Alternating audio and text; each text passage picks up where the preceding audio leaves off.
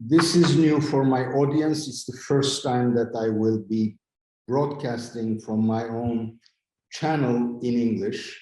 My guest is Dexter Filkins, an award-winning journalist who used to work for the New York Times, before that the LA Times, and now is reporter at large for the New Yorker magazine. Dexter Filkins, welcome. Thank you for accepting my invitation. Thank you for having me. You have spent a great deal of your time reporting from Afghanistan even before 9/11.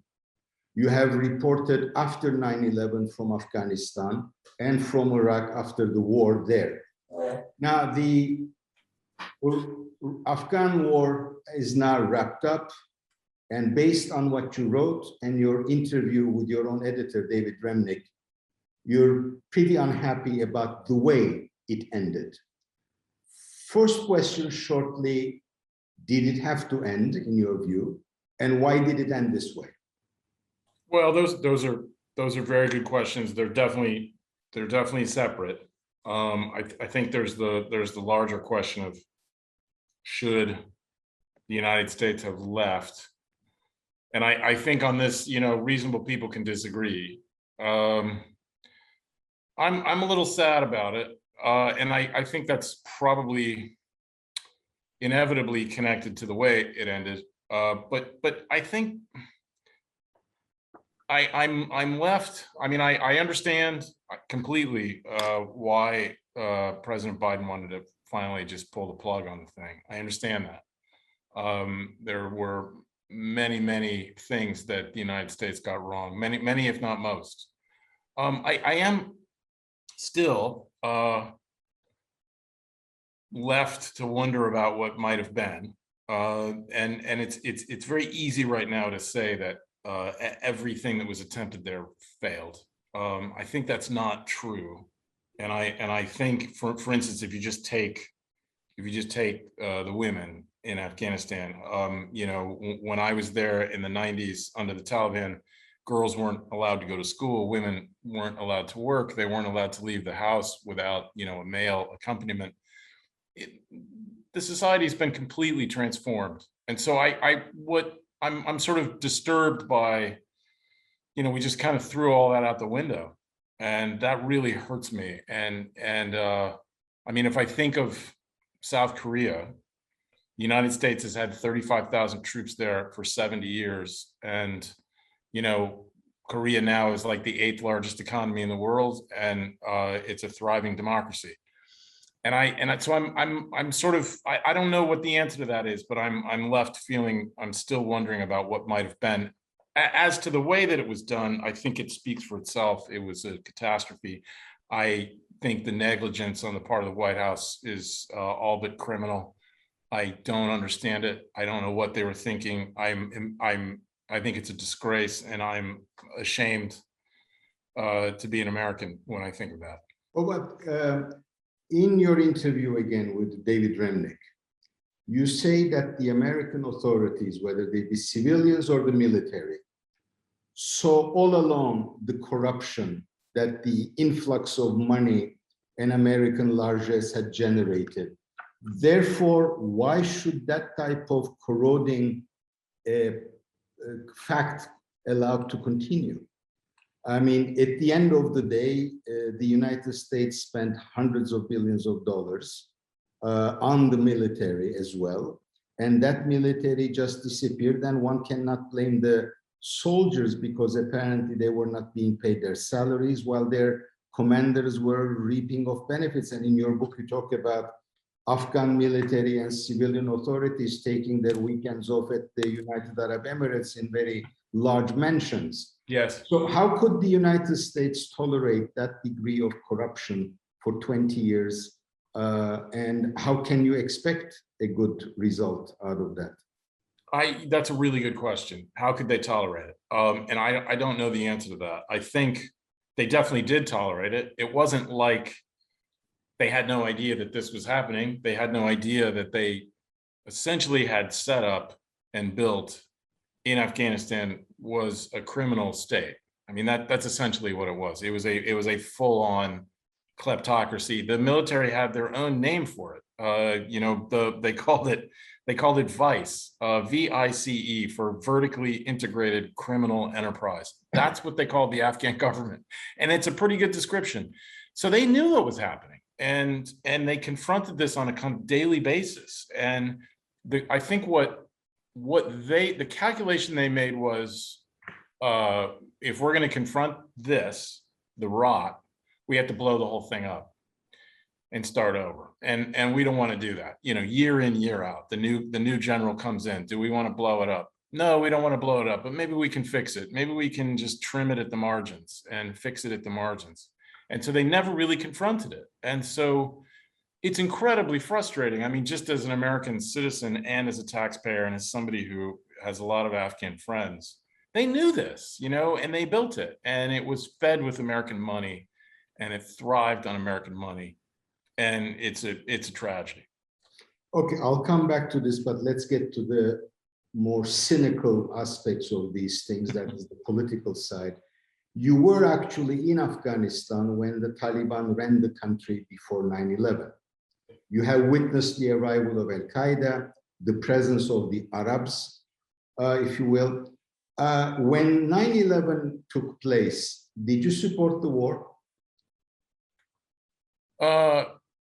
Yeah, I think so. Maybe not the war that we got, but I think it was. I mean, essentially, what the U.S. was faced with was the terrorist attack was, came from Al Qaeda. Al Qaeda has a safe haven in Afghanistan, and that safe haven is being provided by the government of Afghanistan, which has refused, repeatedly to turn over bin Laden.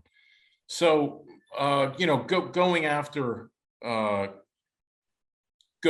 bin Laden, taking down the Afghan state, it's hard to disagree with that. I think the problem has been, from the very beginning, is that the United States had to basically rebuild. They had to build a state because they blew the state that existed up. And they failed. I mean, and that's what they failed at. That's what they failed at in Iraq, and it's what they failed at in Afghanistan, was building a state that could stand on its own, basically. And they couldn't do it. But the way I look at it is 9/11 was a criminal act. Yeah. The Bush administration and the very quote unquote wise strategists in that administration chose to treat it as a strategic challenge, and then built American security strategy on this so-called global war on terror. To treat a criminal act as a strategic challenge, don't you think that was exaggerated and didn't then get the United States into the mess that it found itself in, with not just international repercussions in terms of America's power, prestige eroding, Guantanamo, and then after Iraq, and all that, but also domestically.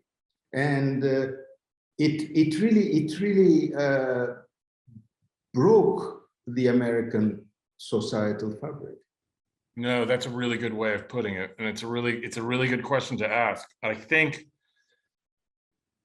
American society, and I think the government was reflective of this. It panicked. Everybody went crazy, and I think that's exactly right. They turned what essentially was, a pretty bad group of guys who were like reasonably sophisticated, but like not the doomsday machine. It wasn't the end of the world, but they made it the end of the world. And so they reorganized all of American foreign policy around this problem.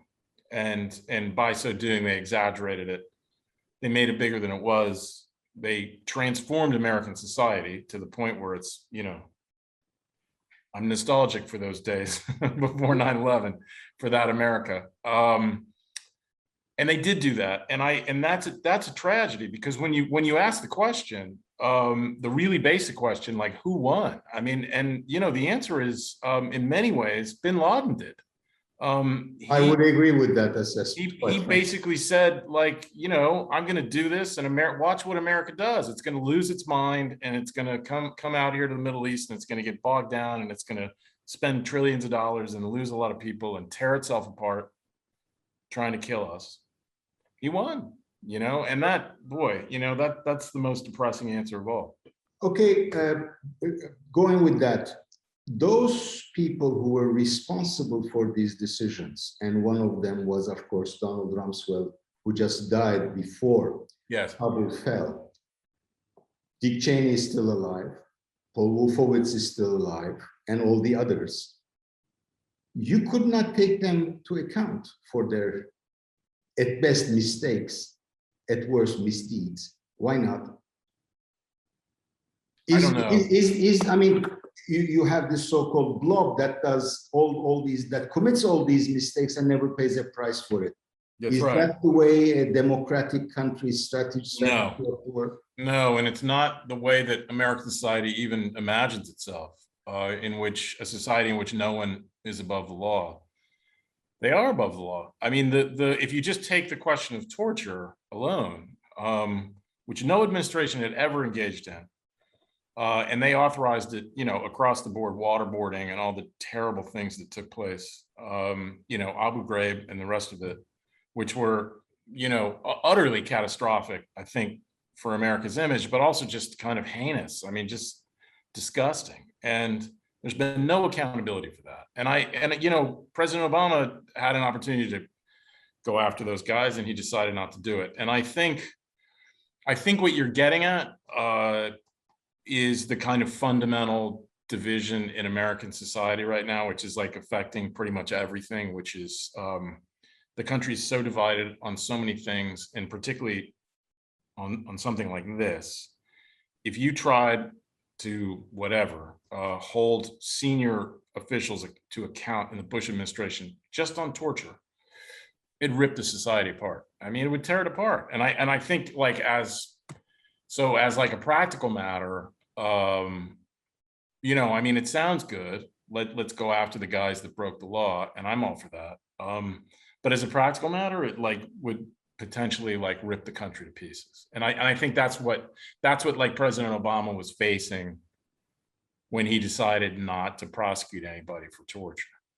Okay, so we know that when he was vice president, in fact, on the second or third year of the war, after he visited Afghanistan, current President Joe Biden decided that it was an unwinnable war.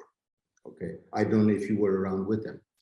And so in 2009, he was against his own president's forced increase of the number of troops, because it's the military that pushed them, actually. Yeah, I think forced is a little too strong, but go ahead. And now, so because he knew the military would subvert him, he just did it. Okay, is this the end of American hegemony, primacy, empire, whichever term you prefer to use? Well, those are two different questions. I think just to come back to that decision in 2009, because it's important. That was a real turning point, and I think, you know, for everybody who doesn't remember, it was Obama comes into office. He wants to end the Iraq War. He refers to the Afghan War as the good war, and, you know, basically we could actually win in Afghanistan if we didn't have Iraq to worry about. Yeah, because he was against the Iraq War anyway. Absolutely, and the general's answer to that was to escalate.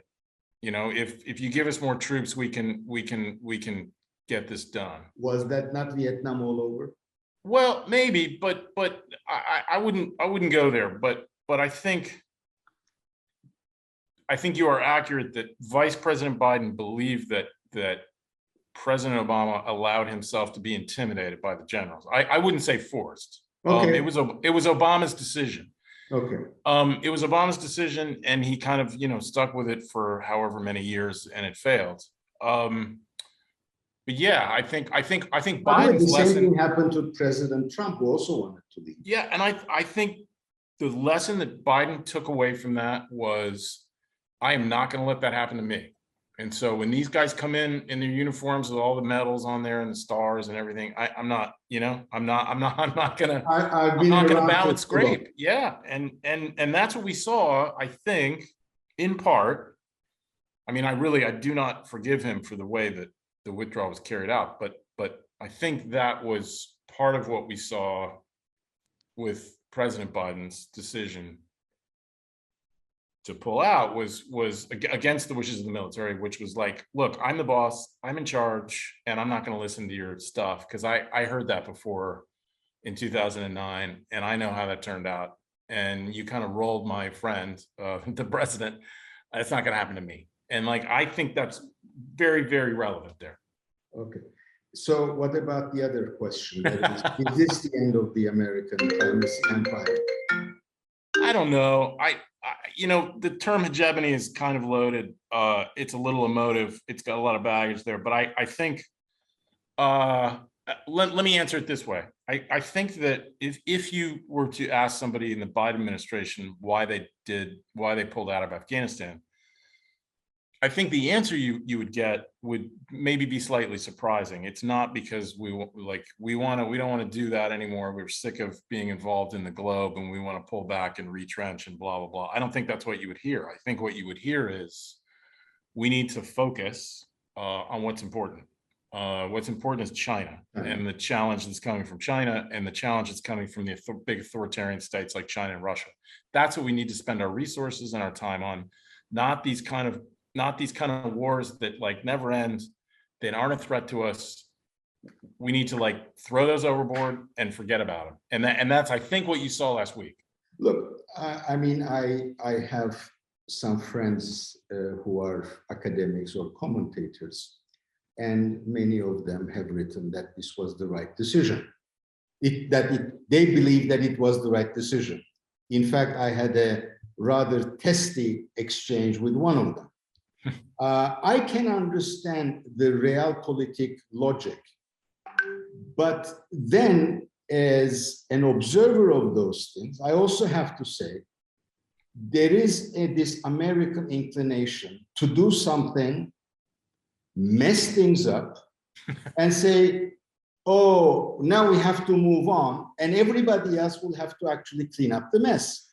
And when my friends say, Biden did the right thing, I can understand this, I can relate to this strategically, but that they don't even bother to say, we've messed things up and we're letting everybody else pick up the slack. It just doesn't sound right to me, as even in analysis, quite frankly. I think that's when they leave that part out, it really annoys me personally. I wonder what you think. And obviously you are unhappy because your Afghan friends, people who and you've been among those journalists who tried to save some of the people that you knew there. Well, I think, on the notion of American irresponsibility, I mean, I think anyone who's watching, who's read The Great Gatsby will know that that's a familiar archetype in American history and literature. I agree.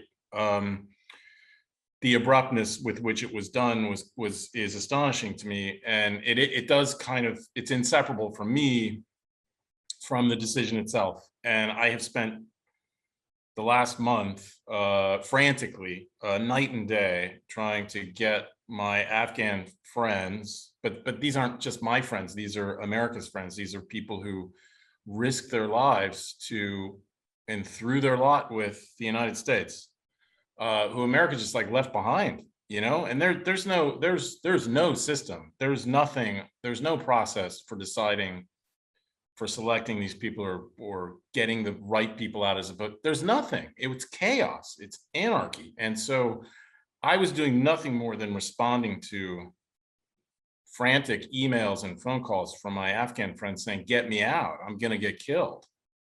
And to me, that's, I mean, just as an American, what am I doing? Why am I evacuating Afghans? I mean, I'm happy to do it, but Because I'm doing it because the government failed. I mean, the government just like walked away, and I mean the White House. I mean the Biden White House. They just walked away from it. Not our problem, and that's shocking to me, and it's offensive. And I don't know what to say about it other than I've seen it before.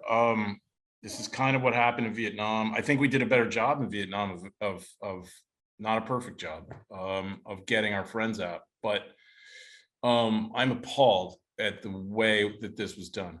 Are you with the realists or the cynics that at the end of the day, this will not really have a bearing on the future contest, realpolitik-wise, between China and the United States? That is, at the end of the day, the US allies will be unhappy, will be disgruntled and all that, but everybody will fall in line. I don't know. I feel like, and this also I think connects to the question in American domestic politics, which is, will Biden pay a price for this? And I think a lot of people believe, look, ultimately, no. Yeah. I kind of think he will. I mean, and I think the country will too. I feel like everyone knows, whether it's a guy in the street or, an academic, everybody knows what betrayal is. And everybody knows what irresponsibility is. And what we all witnessed over the past month are those things. And I think there's a price to pay for that. Absolutely. How could any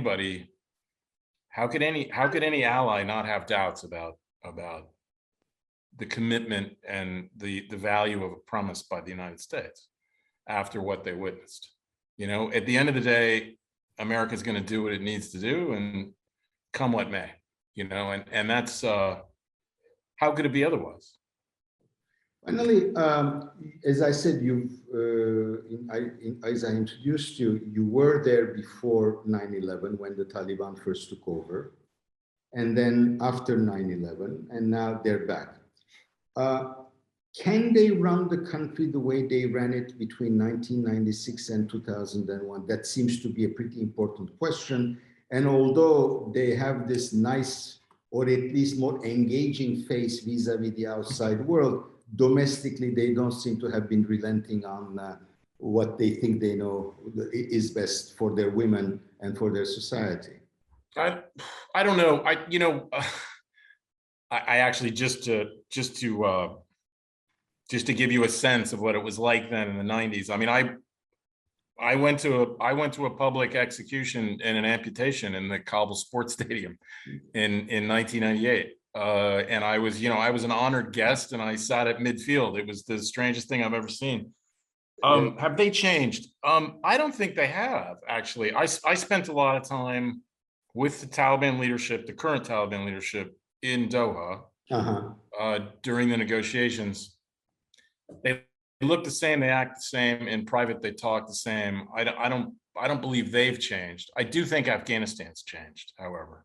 And just as I was speaking earlier about if you just take half the population, which is women, completely transforms.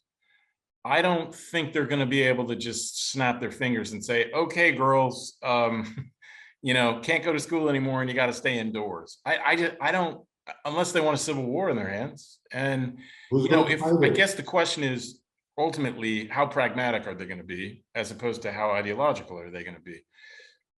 I'm not sure they've worked that out. And I think the Taliban is a deeply riven organization internally. And I think they're certainly fighting among each other to decide who makes the decisions. And if I think what is troubling about it is, if you look back to the 1990s, the Taliban became more radical over time, not less. And so, we can only hope that dynamic doesn't repeat itself. Okay, look, I'm from Turkey, therefore I have to ask you this more conspiratorial question as well. A lot of people around the world also think that by withdrawing so precipitously, the United States basically dropped a time bomb on the laps of Russia and China, both of which have their own Muslim problem or jihadi problem. Do you give any credence to that? Secondly, you needed India to contain China, and the Indians don't seem to be very happy with the way you've done these things. And you continue to rely on Pakistan, which has created the Taliban and probably has the upper hand in terms of where the Taliban, or at least one section of it, would go. And of course, and I didn't even mention Iran, which may also suffer the consequences of a Taliban regime. Is that, is that part of the discussion in Washington behind closed doors? Some. I mean, look, I think ultimately the question of China underlies a lot of this, which is we, the United States, have a kind of peer competitor that we've never faced before. You know, China's GDP is by some measures larger than that of the United States now. Its armed forces are larger. It's growing very fast. There's the question of Taiwan. And these are really, really big questions. And we're kind of bogged down fighting this meaningless, pointless, unwinnable war. Let's end it. Let's end it so that we can focus on China. But at the same time, of course, there's a feeling, I don't think it was decisive, but sort of like, look, that's their neighborhood anyway. Let them worry about it. Let them worry about it. You know, and I think what's complicating about that, you just mentioned India. None of this can make the Indians very happy, because the prospect of having the Taliban kind of next door, right next door, or growing again in Pakistan as they were, and that means for them, that means the Muslims internally in India and in Kashmir, and that makes the Indians like deeply unhappy. So and so I think there's no way to square that one. You know, you can't make everybody happy there. And I think, but I have to tell you, as I understand it, from what I've been told, most of the people around, all of the people around President Biden wanted to stay in Afghanistan in some way. You know, I think when we left, we had 2,500 troops there, which is nothing. Yeah. And it was Biden who said no. No casualties, and almost no casualties. Yeah, and almost no casualties. And it was Biden who basically overruled all of his advisors and said, nope, we're getting out, we're done. So, you know, that I think that was the discussion. I think it was Biden was determined to get out, come what may. I think his many advisors who were probably entertaining some of these questions wanted to stay. Okay. One final question, therefore. How will the future of Afghanistan be? What will it look like? I don't know. I think, you know, geography is destiny to a large extent, and Afghanistan is landlocked. It's, you know, overwhelmingly mountains and desert. I think it will always be an impoverished country, a beautiful country, but an impoverished one. And because it's impoverished, it will be powerless to kind of fully determine its own destiny and to kind of fend off its meddlesome neighbors. And I think that's its fate, unfortunately. It's harder for me to say, you know, will it sort of fall back into being some kind of crazy Islamic emirate as it was in the 90s? I don't know. They're going to have to fight that one out. But let me just end with this. I remember I was there in 2001 when the United States went in, and the joy that people felt was real. It was real. I mean, if you remember, the country had been abandoned after the Soviet Union had left for a decade, and Afghanistan had torn itself apart. And they said, overwhelmingly, Afghans said to me, we're just happy the world is back, you know, like that we're happy that people are paying attention to us again, because we need that. We can't do this on our own. And I think that's true. And now I think where we are today is the world has forgotten them again, you know, with the United States in the lead. Okay, I'll end with a personal question. I'll come back to you hopefully in a couple of years on the anniversary of the Iraq War. But were you not afraid in Afghanistan back in 1998 or after 2001? As a person, as a journalist, were you not afraid? Were you not scared? Not then. I think, you know, the Taliban were pretty weird back then, but when you went to Kabul then, it was completely destroyed from the war, utterly destroyed. And there were no men around. It was basically orphans and women. Very sad place, but completely safe in the way that dictatorships are. So, and they were very pleased. They were very, as I remember, they were very pleased that I was there. So, you know, I've had plenty of close calls, and I've had lots of reasons to be afraid. But, you know, going to Kabul in 1998 under the Taliban was like not one of the really scary ones. Okay. Thank you very much, Dexter Filkins, for sharing your time and knowledge with us. Thanks. Solely, thank you. Thank you. Bye-bye.